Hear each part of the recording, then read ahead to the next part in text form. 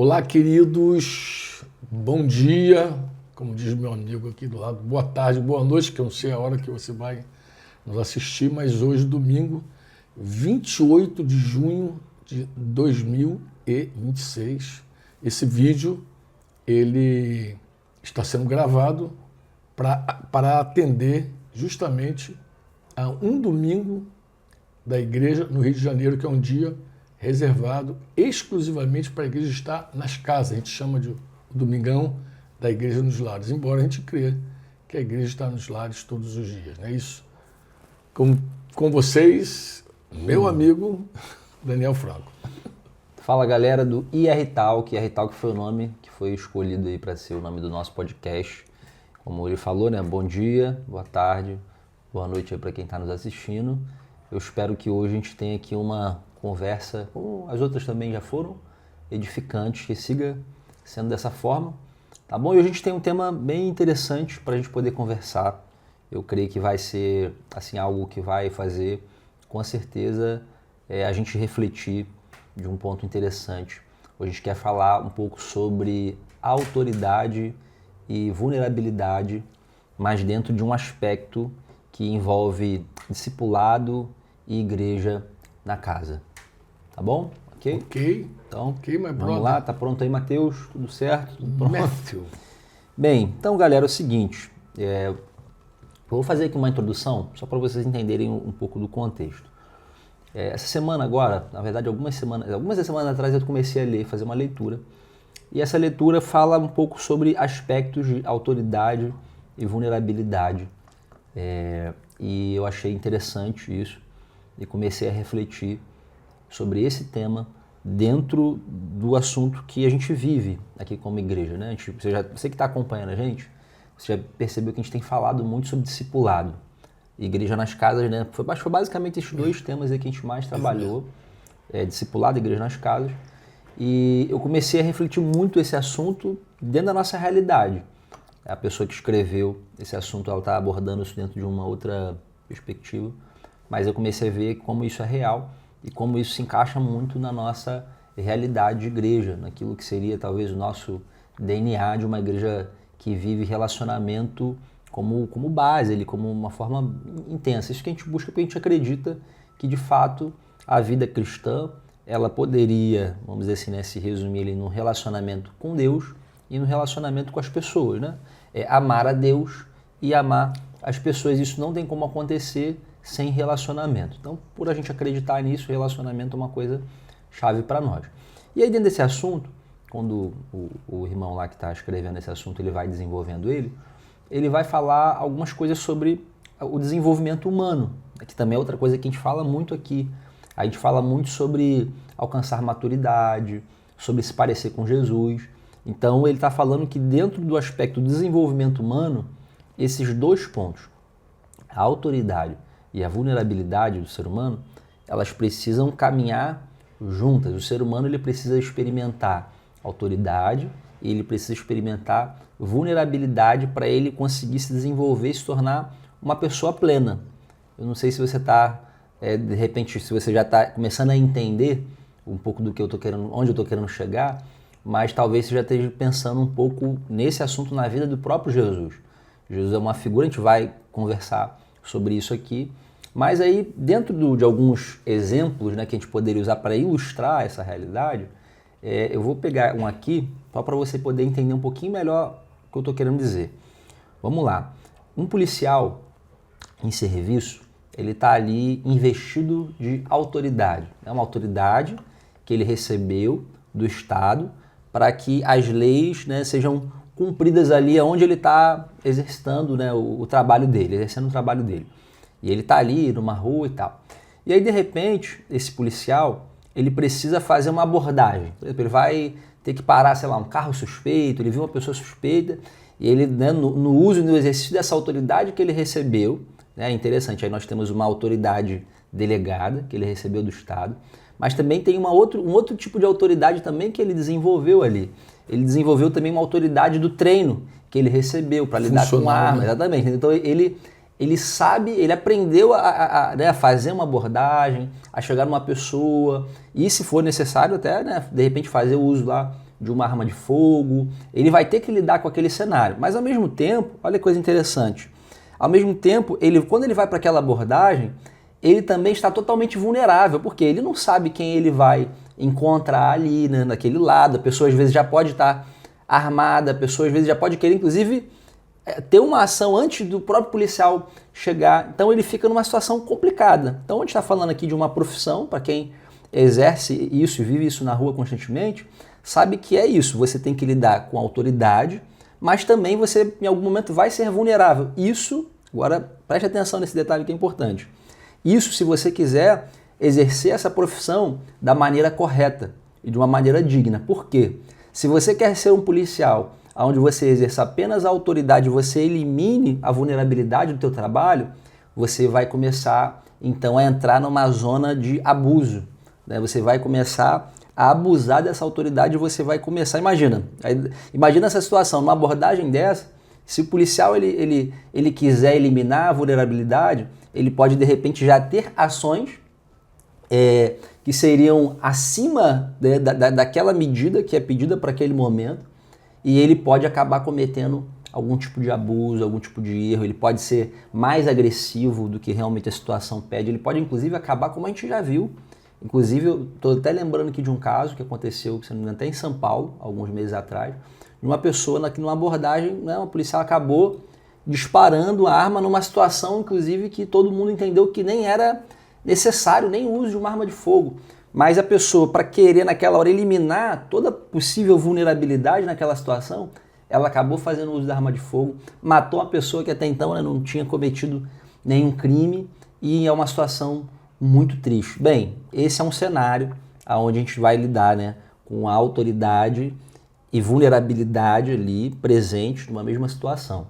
Agora a gente quer trazer isso para dentro da vida da igreja. E é isso que é interessante, né, porque esse assunto é um assunto vasto, é um assunto que a gente pode desenvolver uma série de questões. E aqui o desafio nosso foi separar algumas perguntas aqui para a gente poder conversar sobre esse assunto. Bem, vamos lá? Tá preparado aí? Não li o livro, mas... vamos lá. Então, a gente não vai nem se prender aqui ao assunto do livro, mas a ideia é a gente conversar um pouco sobre esse assunto. Só dizendo o seguinte, nós já conversamos um pouquinho sobre esse assunto num retiro que nós viemos agora em Guarulhos, que aconteceu em Guarulhos, com os irmãos de Brasília, São Paulo e Paraná, ali, especialmente os irmãos de Curitiba, e mais um grupo que veio do Chile, né? Santiago e Colina. Sim. Então, o último encontro, você levantou esse tema lá na conversa. Vamos nós. Vamos lá, então. Primeira pergunta é a seguinte, né? Autoridade e vulnerabilidade parecem coisas opostas, mas na formação de discípulos, ela, na verdade, parece também ser uma coisa muito importante e inseparável. Então a pergunta é, realmente, assim, esse tema da autoridade na vulnerabilidade, qual é o real impacto que isso tem no discipulado? Bem, eu estava agora conversando com um jovem pastor e um dos assuntos nossos foi essa aproximação para o discipulado. Acho que o próprio nome discipulado, da maneira como nós cremos, o grande desafio dele é justamente a exposição que você fica exposto ao discípulo, por assim dizer, né? Então, eu sou num tempo em que os pastores criam que discipulavam do púlpito. Então, do púlpito, você exerce a tua autoridade, mas você fica mais guardado de toda a exposição.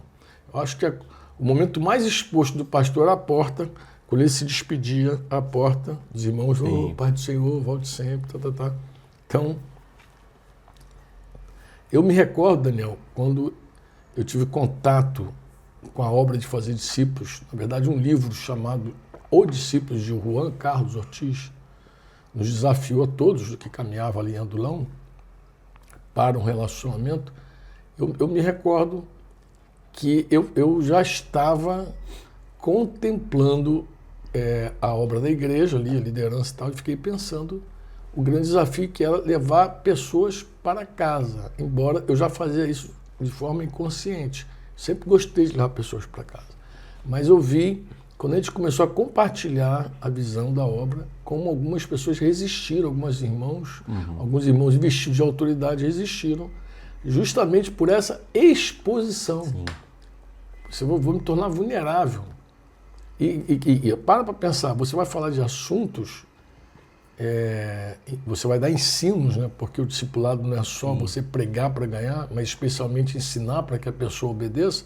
Então você vai trazer assuntos para essa pessoa, temas, mandamentos, que ela vai ter oportunidade de ver na tua vida se você pratica ou não pratica. Como é que você lida com isso? Então você vai ensinar sobre criação de filhos. Aí o cara vai olhar e vai ver como você cria teus filhos. Você vai falar sobre maridos, amem suas esposas como Cristo amou a igreja. Aí o cara vai para a tua casa e ele vai ver como é que você lida com a tua esposa.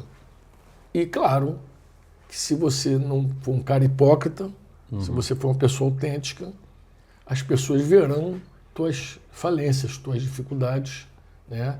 Vão ver, fatalmente vão ver como é que você trata de fato com a tua esposa, com teus filhos, claro, tantas outras questões que quanto mais próximo aí eu queria relacionar assim, Daniel, o exercício da autoridade, né, por meio da palavra de Deus, do ensino, da pregação, e o exercício da vulnerabilidade por meio do acesso, quando você permite a pessoa a ter acesso à tua vida.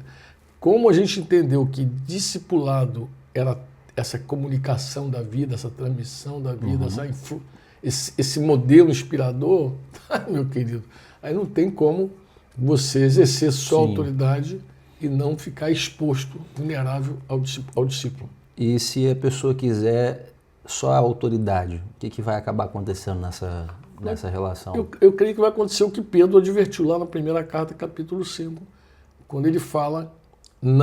ele fala de como não pastorear. Inclusive, vou aproveitar a carona aqui para falar de um livro que eu escrevi, bem recente, só para pastores, visando quem cuida. Quando eu falo pastor, não estou falando pastor de título. Estou falando para você que cuida de gente, chamado Vocacionados. Vocacionado é um livro que eu procuro abordar 1 Pedro 5. Então, Pedro vai dizer em algum momento, não como dominador. Porque que isso que acontece? Porque você... Para não ficar vulnerável, você domina. Para não ficar vulnerável, você tira o acesso das pessoas. Então isso já não é mais discipulado, né? Esse pastoreio parece o pastoreio de uma celebridade, que fica lá de longe, né? Impactando pessoas, mas que não influenciando pessoas. Porque a influência, você precisa ser vulnerável para influenciar. Sim. Você não influencia pelo YouTube, que nem a gente está agora. Você impacta. De repente alguém assiste esse vídeo e fala, poxa, que palavra boa. Quem são esses dois caras? Aqui eu vou dizer, Daniel, Sérgio. Ou talvez até influencie, mas numa escala mais limitada, né? Talvez mas a influência está muito ligada a ver. A ver a vida. Né? Você influencia, assim, vendo a vida. Acho que a influência, né? O impacto... eu acho até que você informa, você compartilha... palavra, porque a palavra por si só é poderosa, ela dá direção. Existe muita riqueza nessa mídia, mas a influência mesmo, por incrível que pareça, ela depende dessa proximidade, que é o teu caso com teus filhos lá. Eles estão perto, de alguma forma você influencia eles, porque a influência ela é tão forte que é assim, eu posso falar A e influenciar B. Concorda comigo? Sim. Eu falo, é para lá, mas meus filhos me veem indo para cá, eu influencio. Quer ver um exemplo disso? Copa do Mundo agora, futebol, tal, pá. Quantos pais a gente conhece, a gente vê, Daniel, que influenciaram seus filhos tremendamente para o futebol. Então tem filho que se alegra muito mais no futebol do que na conversão de uma pessoa. Sim. Concorda comigo? Mesmo que o pai seja um cristão, que diga, poxa, Deus celebra a festa no céu quando um pecador se arrepende. Imagina tudo isso aí, você falando para o teu filho, tal, mas ele vê que a tua vida realmente ela celebra muito mais o gol do Flamengo do que uma alma quando se converte. Isso, aí, por mais que você diga que tem festa no céu e tal, pá, Teu filho acaba sendo influenciado, Sim. ser influenciado por isso. É por isso que a gente diz, Daniel, que a educação dos pais, ela influencia, mas não determina.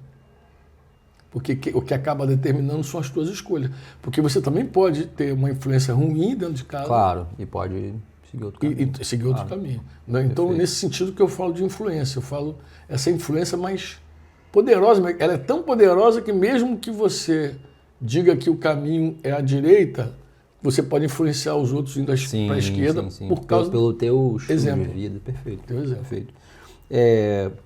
Uma outra questão, seguinte, nesse tema da autoridade, a gente também pode lidar com um aspecto de pessoas que, por não quererem de repente viver essa questão de, como você falou, exercer um domínio, um controle sobre a vida das pessoas, e talvez por medo de lidar com isso, ele vai dizer, não, então eu também não quero, eu não quero ser autoridade, eu não quero, né, assumir um papel como esse.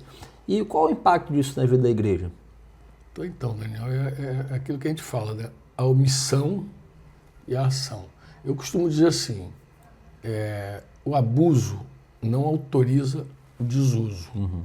Então nós já vimos ao longo da história, por exemplo, que os dons espirituais, quando houve a renovação no meio da igreja, os dons sendo distribuídos, derramados e tal, nós vimos muita gente abusar dos dons.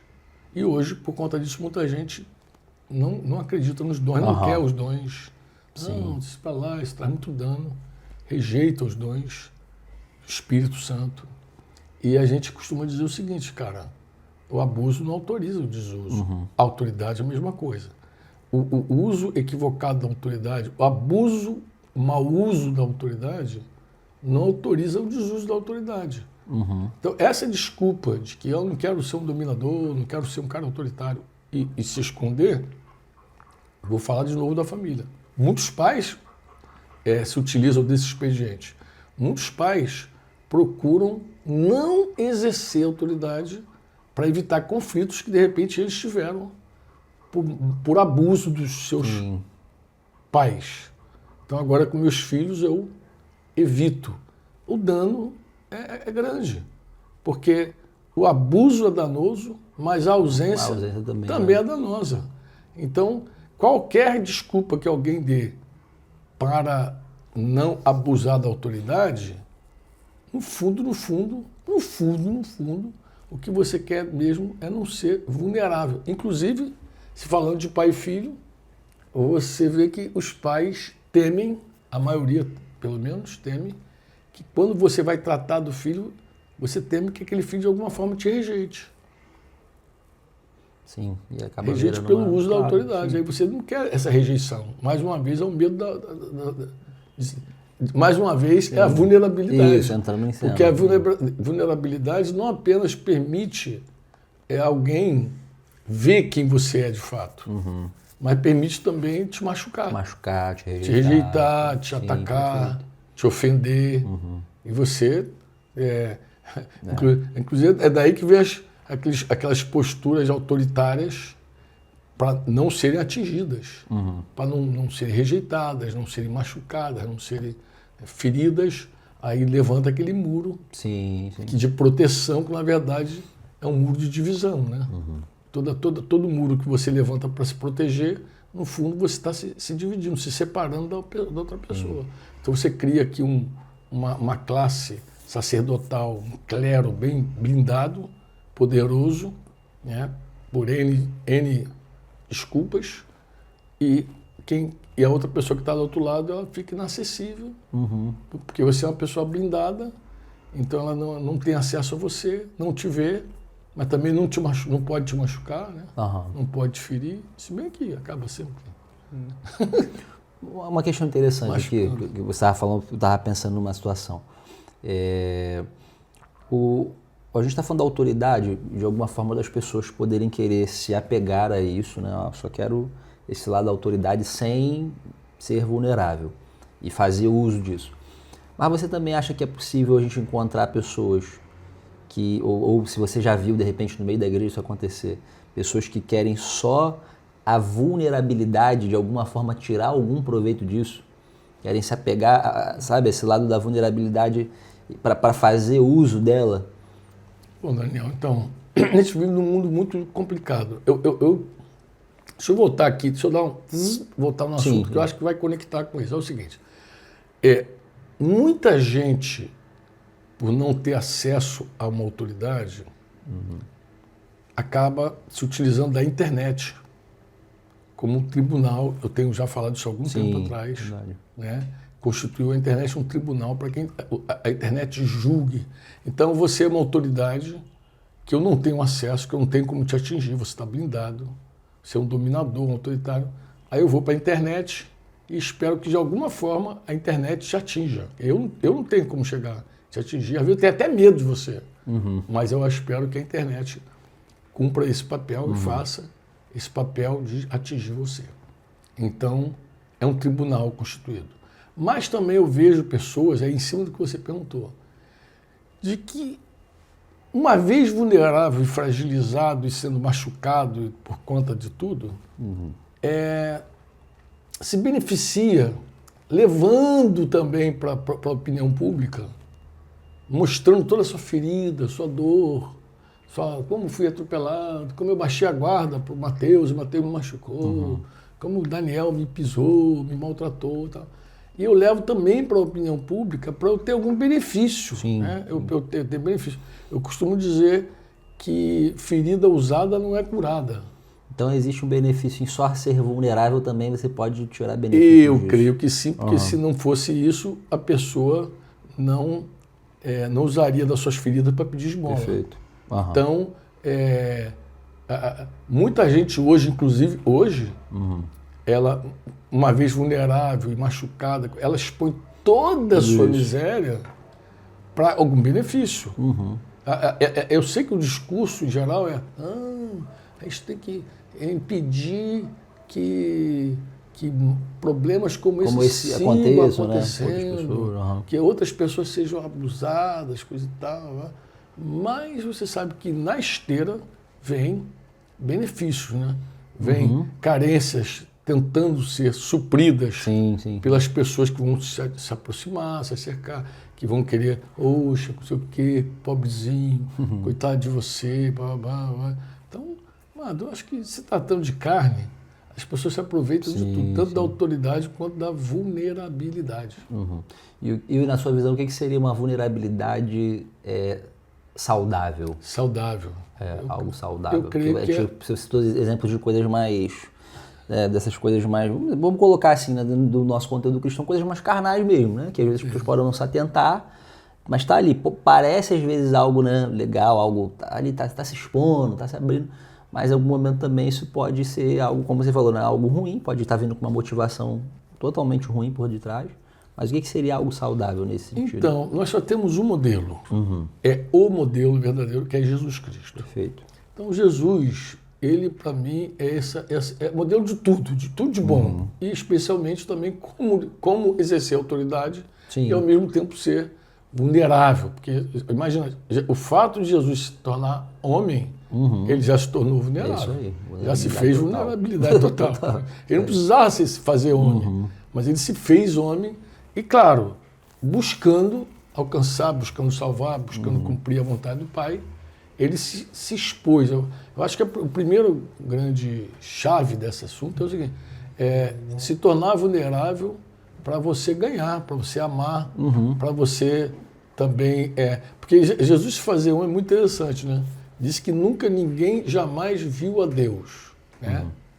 Mas o filho, aquele que estava no seio, ele se deu a conhecer. Na verdade, ele trouxe a imagem do Pai nele mesmo, né? Porque ele é exata expressão de Deus Pai, e se deu a conhecer. Então, os discípulos vão dizer, vimos a sua glória, nós vimos a glória como a do unigênito do Pai. Jesus foi visto, mas ele foi visto homem. Homem é vulnerável. Homem é vulnerável, inclusive o homem morre, então Jesus morreu também. Vulnerável demais. Ele viveu a vulnerabilidade de uma forma plena, né? Plenamente. Assim. Tinha um traidor com ele. Cara, Jesus... Como era esse dilema de Jesus, né? Outro dia, desculpa te interromper, mas desse assunto... Não, o que eu achei... Você falou isso, eu lembrei de uma coisa interessante. Outro dia eu estava lendo alguém falando sobre isso. E eu achei isso muito forte, porque é uma coisa que de fato a gente não pensa muito, né?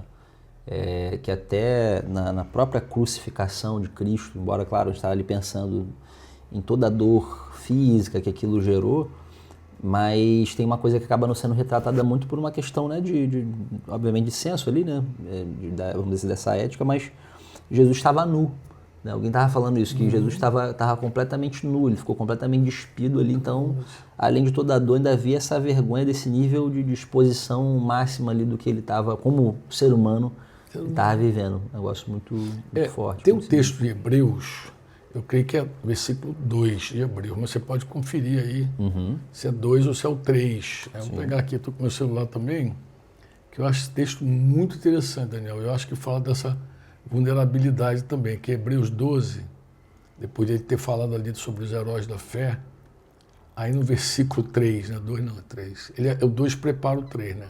Olhando firmemente para o autor e consumador da fé, Jesus, o qual, em troca da alegria que lhe estava proposta, suportou a cruz sem se importar com a vergonha. Isso. E agora está sentado à direita do trono de Deus, é aquela versão NAA. O versículo 3 diz assim: portanto, pensem naquele que suportou tamanha oposição dos pecadores contra si mesmo, para que vocês não se cansem nem se desanimem. A fórmula para você não se cansar, Sim, perfeito, nem se desanimar, é olhar para aquele que suportou tamanha. Tu vê a vulnerabilidade de Jesus de suportar, porque Jesus não sofreu só na cruz. O sofrimento, a gente pensa muito no sofrimento físico de Jesus. Mas há toda há uma série de coisas, né, que envolvem o sofrimento de Jesus. Há muitos anos, quando você era bebê mesmo, eu reunia a igreja na casa do meu amado Luiz Maron e Célia Maron ali, e eles devem lembrar. Talvez Célia mais do que Maron, porque Célia lembra mais do que Maron.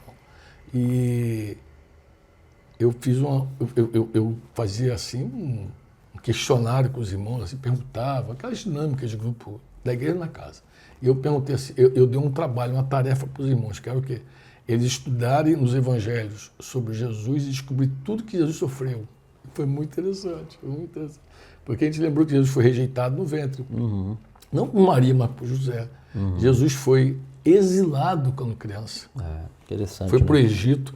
Aí começamos a compor uma história de todo tipo de sofrimento. Jesus sofreu a oposição dos pecadores. Então você vê como Jesus se fez vulnerável. Sim, a tudo isso. Porque um santo viver no meio dos pecadores, Daniel, é um negócio muito forte, é muito intenso você ficar pensando. Um pouquinho que a gente experimenta de santidade, um pouco, a gente já sofre no meio de pecadores. Imagina o santo, os santos, sair do lugar santíssimo e viver no meio de pecadores. Cara, que tribulação, que oposição que os pecadores faziam contra ele. Porque, imagina, sua própria casa, seus irmãos, diz que tudo era a carne que briga hoje com o Espírito Santo que está dentro de nós, essa carne brigou com Jesus que estava encarnado. Sim. Era inimiga dele o tempo inteiro. Imagina, toda a carne dessa terra, ao encontrar Jesus, tinha problemas com ele, lutando com ele. Mas tinha gente que amava, mas também capaz de fugir, de negar, de trair. É carne. Eu creio que assim, o nosso modelo de vulnerabilidade é Jesus. Então, se a gente quiser olhar alguma coisa, um tipo de vulnerabilidade boa, é a de Cristo. O motivo bom é princípio, meio e fim. O motivo dele é bom, o meio dele é bom, o propósito dele é bom. Sim. Então é tudo. Uma pergunta ainda dentro dessa parte. Você acha que teve algum episódio assim na vida de Jesus que conseguisse, talvez seja uma pergunta um pouco difícil, assim, mas que conseguisse juntar bem esse lado da autoridade e da vulnerabilidade dele? Você vê algum episódio assim que marque bastante isso? Assim? O julgamento de Jesus, Pilatos chega a dizer para ele, sim, isso é muito olha, você sabe que eu posso te soltar, que eu posso te prender. Ele falou, nenhuma autoridade você teria se meu pai não tivesse te dado. Sim. Jesus deixa claro que aquele momento é um momento em que ele poderia falar com o pai dele, e o pai dele enviar os anjos para livrá-lo daquela hora. mas eu vim para essa hora, disse ele. Ninguém toma minha vida, eu voluntariamente a dor. Olha a vulnerabilidade dele, né? Mas aqui tem um encontro muito forte de autoridade e de vulnerabilidade, porque em autoridade, Jesus escolhe a vulnerabilidade. Aí eu vou citar uma situação contigo aqui que eu escrevi algum tempo atrás, durante esse tempo aí que eu estou escrevendo todos os dias, né? Mas antes de começar a escrever sobre os evangelhos, eu escrevi sobre um dilema que ele sempre diz assim, para Deus não é impossível, para Deus não é impossível, para Deus não é impossível. Tudo é possível para Deus. Minha mãe, tua avó, quando ela viva, ela dizia assim, impossível é Deus pecar. Então, quando eu falava assim, criança, isso é impossível. Ela dizia assim, impossível é Deus pecar. E ela estava certa. Porque é impossível que Deus minta e tal. Perfeito. É impossível que Deus peque. Mas eu escrevi sobre algo que se tornou impossível para Jesus em algum momento da sua vida. E aí eu acho que tem essa junção da autoridade e da vulnerabilidade. Qual é? Jesus na cruz. Ele está diante de um dilema impossível de ser resolvido. Como assim, Franco? Ele não tem como se salvar e nos salvar. Ele não tem. Sim. Ele tem autoridade para se salvar. Mas ele não tinha como fazer as duas coisas. As duas coisas, sim. Se ele se salva, nós nos perdemos. Se ele nos salva, ele morre, sofre e morre. Então Sim. Até para que fique claro para quem está nos ouvindo e nos assistindo, o nível de salvação que ele está propondo aqui é em relação à vida humana dele, né? A vida física dele naquele momento. Não falando porque alguém pode achar claro. Que coisa estranha, né? Mas a salvação da cruz. Salvação nesse sentido. De passar pela cruz. Se livrar da cruz. Se livrar da cruz. Exatamente. O diabo tentou dar esse caminho para ele. Sim. Tudo te dou, assim, prostrado, meu Deus. Mas assim, ele não tinha. Sim. Aqui é o seguinte, ou é uma coisa ou é outra coisa. Sim. Alguém diz, mas para Deus tudo é possível. Não, esse aqui foi uma situação coisa não tinha impossível. Como ter as duas coisas. Ele não tinha como ele salvar todos nós e sair da cruz. E se livrar do sofrimento, da dor. Né? Mas ele tinha toda a autoridade para resolver tudo. Segue tendo toda a autoridade. Mas aqui, a única coisa que podia nos salvar, Daniel, não era a autoridade, era a sua vulnerabilidade. É um negócio muito tremendo, né, cara? É a sua vulnerabilidade. Mas essa vulnerabilidade, em algum momento, Daniel, quando ele desce, deu a ele toda a autoridade. Ele foi vulnerável, mas deu a ele toda a autoridade. Aí disse lá em Filipenses 2, que é aquele que se humilhou, lembra? Sim, aí sim, o Pai o exaltou, deu um nome para ele, que é a soma de todos os nomes, né? Soma de todos os nomes, que é o nome de Jesus, que dobra todos os joelhos, no céu, na terra, debaixo da terra.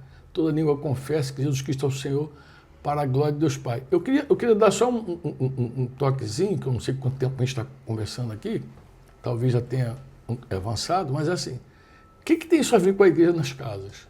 Mas é assim, a igreja nas casas, eu acho que tem uma relação profunda, porque... eu ia até entrar nisso. Você ia entrar? Ia entrar nesse porque justamente isso, porque a gente está falando de igreja nas casas, já sei lá, quatro lives, né? Como é que é? Talk? IR Talk. IR Talk.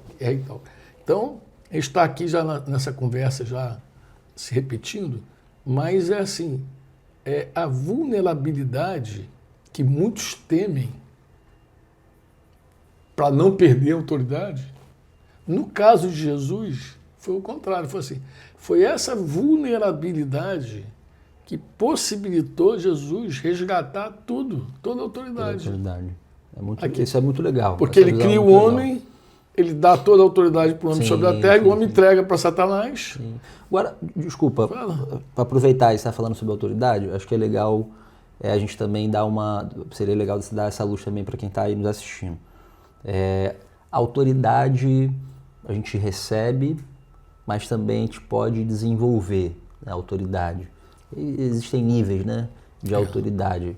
acho que seria legal você de repente dar uma porque a gente fala assim, autoridade espiritual. A gente fala da autoridade que para nós é a maior de todas. Perfeito. O céu governa sobre a terra. Nabucodonosor aprendeu isso a duras penas, mas é uma autoridade.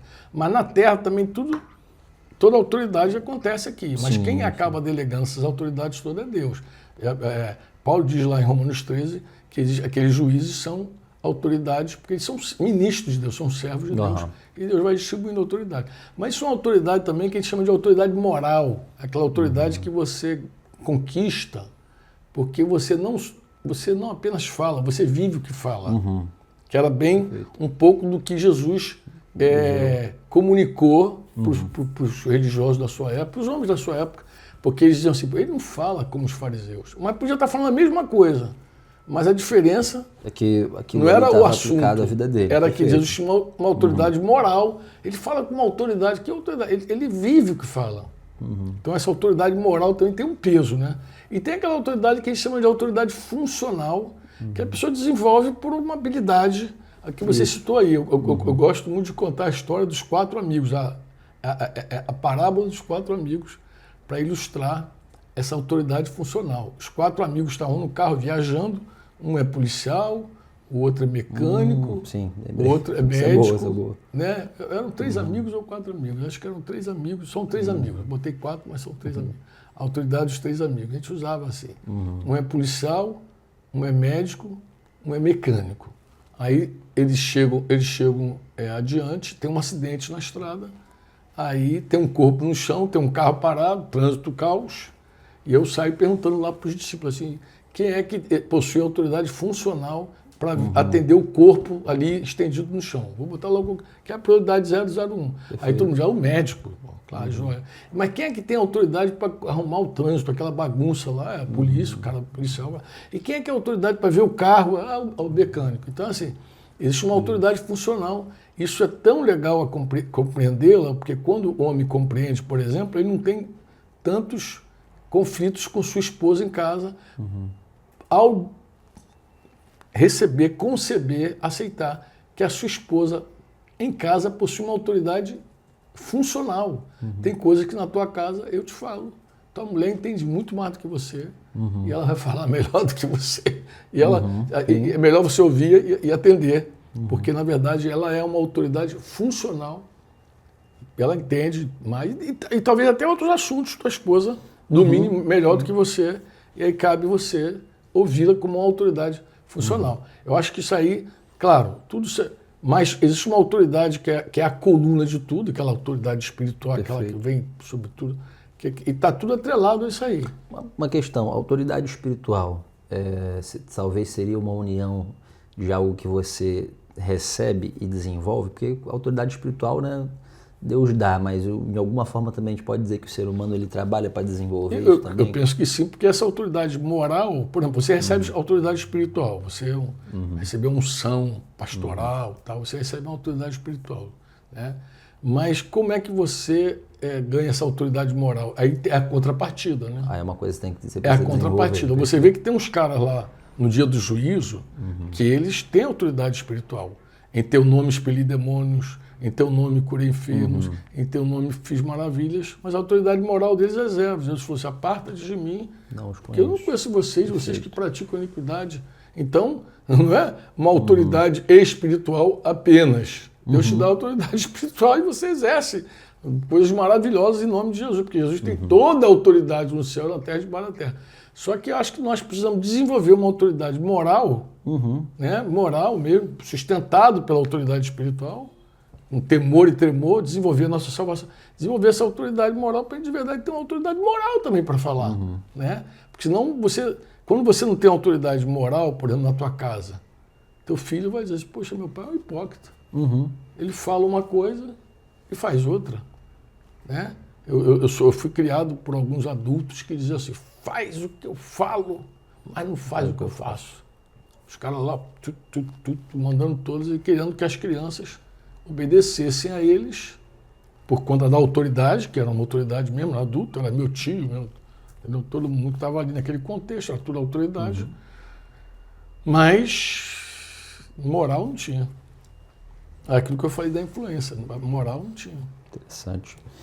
Voltando para a igreja na casa. Agora Para a igreja na casa. O que você acha que a casa seria, então, de repente, esse ambiente talvez mais apropriado, não sei se seria a palavra, mas aonde se viveria isso melhor, essa autoridade, com essa vulnerabilidade? Você acha que, então, a casa favorece muito essa experiência aí? Eu acho que a casa, você já sabe disso, Daniel, a casa é mais vulnerável. Você em casa, você fica mais vulnerável. Todos os sentidos. A tua casa já te expõe. Sim. A tua casa já te expõe. Você recebe alguém na tua casa, a tua casa já te expõe. Pela tua casa, a Denise fica toda preocupada com o cara. Tu vai receber gente até. Ela fica preocupada. Acho que toda dona de casa fica assim, né? Preocupada. Porque a tua casa já fala de você mesmo. Não tem como. A tua casa já te expõe. Então, obviamente, o ambiente onde te deixa mais vulnerável é a tua casa. Te deixa mais vulnerável. O prédio chamado igreja, templo, ele fortalece mais a tua autoridade. Né? Porque ali você é aquela figura espiritual, o pastor chegou, não sei o quê, aquela fera tá aí. Mas a casa te expõe muito mais. Eu penso que por conta disso que algumas pessoas, para não serem vulneráveis, cortam o acesso às pessoas à sua intimidade. Com vários discursos, né? É privacidade, não sei o quê. Mas Jesus abria tudo para quem quisesse. Quem quiser, vem. Quem quer, vem. Né? E ele não teme essa vulnerabilidade. Jesus não teme ser vulnerável. Né? Ele não teme. Nós é que tememos essa vulnerabilidade. Mas eu penso que também isso acaba sendo um impedimento para muitos pastores. Falamos isso na primeira conversa. Mateus vai lembrar. Com Bira, que fugiu hoje aqui da parada. Está aqui no Rio, mas deu uma fugida. Com Leir, que está na Alemanha. Nós conversamos. A primeira conversa nossa, a gente levantou esse ponto. Por que alguns pastores têm dificuldade de ir para as casas? Talvez a gente não tenha usado a palavra vulnerabilidade, mas era por conta disso. A gente falou que... Eu usei a expressão que eu dizia assim, cara, o cara temia perder a autoridade. Porque as pessoas acham que dar acesso é perder o respeito. É como o título. Sim. Se você não me chama de pastor Franco, é como se você estivesse me desrespeitando. Agora, eu estava almoçando com um jovem pastor, e eu estava explicando a ele, primeiro que pastor não é título. Pastor é o que você faz, é como um dentista. Dentista não é título. Então, Tomi Obara, que ele é o nosso dentista, Tomi, a joia, precioso, Tomi. Dentista, mas qual é o título do Tomi? É doutor Tomi. Aí, doutor é título. Sim. Dentista não é título. Pastor não é como doutor, pastor é como dentista. Então você pode dizer assim, o Senhor é meu pastor. Tu não fala pastor Jesus, embora Jesus seja sumo pastor, presbítero das nossas almas, bispo, tudo, Jesus é tudo. Senhor, mas a gente não chama, porque não é título. Então, a religião que tornou um título. Mas a mesma coisa com padre. Padre é pai. Como é que padre se tornou um título? Mas como é que você chama? Se alguém perguntar como é que é o nome do teu pai, tu vai dizer o quê? Sérgio Franco. Franco é meu pai. Franco é meu pai, tá legal. Agora tu fala papai Franco, pai Franco. Não é título. Padre Franco. Não é título. Pai é o que você é, a tua função ali, teu papel é pai. Então, não é título. E alguns pastores, com medo de perder, vai perder o respeito, não sei o quê, eles, mais uma vez, é o medo da vulnerabilidade. Eles, então, se afastam dessa possibilidade de viver uma vida relacional nas casas. Eu quero animar você que está nos assistindo aí, você que é pastor e tal, seguinte, amado, respeito e vulnerabilidade caminham juntos. Você pode ficar tranquilo, não há uma tensão, não há uma coisa, eles coexistem, pode ficar tranquilo. Autoridade, respeito, vulnerabilidade, tudo coexiste, tudo fica bem juntinho. Nada, não, esse é meu filho, Daniel Franco, ele me respeita, me chama de pai, me chama de, sei lá, de o que quiser. Mas, assim, isso não muda nada na nossa vida. A autoridade não não é distanciamento, mano. Distanciamento não fortalece a tua autoridade, distanciamento. Pelo contrário, entendeu? Verdade. Distanciamento tá mais para autoritarismo do que para autoridade. E quando você está perto, você consegue respeitar, mas ao mesmo tempo ter acesso, ser íntimo, tocar o coração da pessoa. Ser tocado também, porque é outro privilégio, né, de quem se torna vulnerável, é que aquele muro que te protege cai por terra. Você não só recebe acesso, mas você também acessa. Você também fica... Porque a pessoa também acaba desarmando para você. Vê você tão vulnerável, que assim, pô, o cara é tão igual a mim, ele é tão parecido comigo, que ele baixa também a guarda, e aí começa uma relação verdadeira.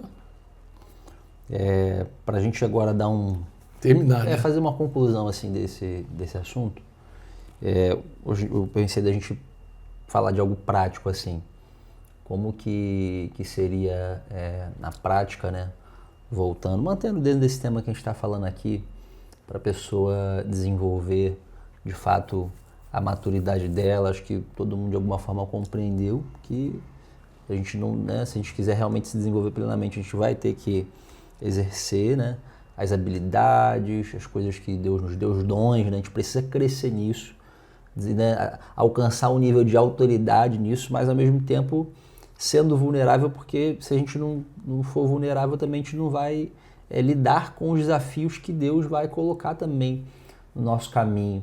A prova, né? A prova é algo que trabalha a nossa vulnerabilidade, faz a gente crescer, faz a gente se desenvolver. Então a gente precisa das duas coisas. Mas a questão, assim, agora de forma prática, para o discípulo de Jesus é que quer, né, crescer, quer se parecer com Cristo. E aí eu queria que você desse esse toque final, assim, bem como prático, pessoa... né? Assim, cara, eu quero me desenvolver nisso, amém. Eu entendi isso, eu quero desenvolver a autoridade, mas eu também quero desenvolver em vulnerabilidade. Como que eu posso viver isso de forma prática? Eu acho que nós temos um caminho muito prático, muito legal, para todo discípulo que caminha conosco, que ouve esse ensino sobre os compromissos. Lembra dos compromissos? Sim, 10 compromissos. 10 compromissos. E tal. Então, um dos compromissos nossos é o compromisso da transparência e da honestidade. A transparência e a honestidade é a exposição plena da tua vulnerabilidade. Então, eu te conheço, começamos a conversar, estamos... você tem interesse que eu discipule sua vida, eu tenho interesse de te ajudar a cooperar com a tua vida. Então, um exercício prático, meu lugar é cumprir com esse compromisso. Então, em geral, eu parto falando das minhas misérias. Então, eu procuro ser bem transparente. Eu começo a falar de mim, dos meus erros, dos meus pecados, da minha história. Eu começo a falar de mim, me exponho para a pessoa. Eu me exponho, eu baixo a guarda e mostro toda a minha vulnerabilidade. Toda a minha vulnerabilidade. Mas eu também procuro ser honesto. Em algum momento eu vou falar de você, o que eu penso sobre você. Que também é, mais uma vez, a exposição da tua vulnerabilidade. Por quê? Porque eu posso receber fogo amigo, eu posso querer ser honesto contigo, você daqui a pouco virar e puf. Sim. Dizer que tá se metendo demais, não concordo, sei lá. Então, esse caminho para mim é altamente prático. É assim, ó, é o caminho da amizade. E a autoridade? A autoridade ela vem no bojo porque assim, ao que eu coloquei numa relação mesmo, eu cuidando de você em autoridade. Então, na verdade, eu não vou temer perder a autoridade. Vou me expor, ser transparente contigo e falar sobre o Franco. Depois vou ser honesto contigo, vou falar sobre o Daniel, honestamente, que eu vejo, que eu penso. Então de forma prática, eu acredito que isso desenvolve muito a vida no discipulado, na vida da igreja relacional. Isso é muito saudável, né? Isso é muito saudável. E quando você começa a cumprir os mandamentos lá, especialmente Mateus 5, Mateus 18, Mateus 5, que fala da importância de você, ao lembrar que teu irmão tem algo contra você, você não coloque teu culto acima do teu irmão, mas interrompe teu culto e vai reconciliar com teu irmão, é frágil demais, isso é muito vulnerável. Alguém que faz um caminho e dizer, cara, o que eu te devo? Pá, pá, pá. Isso é muito, mas tudo prático. Tu vê que tudo isso é prático e saudável pra caramba. E muitas vezes a pessoa que tem algo contra você é ovelha, é filho, é alguém que você está em autoridade sobre ela.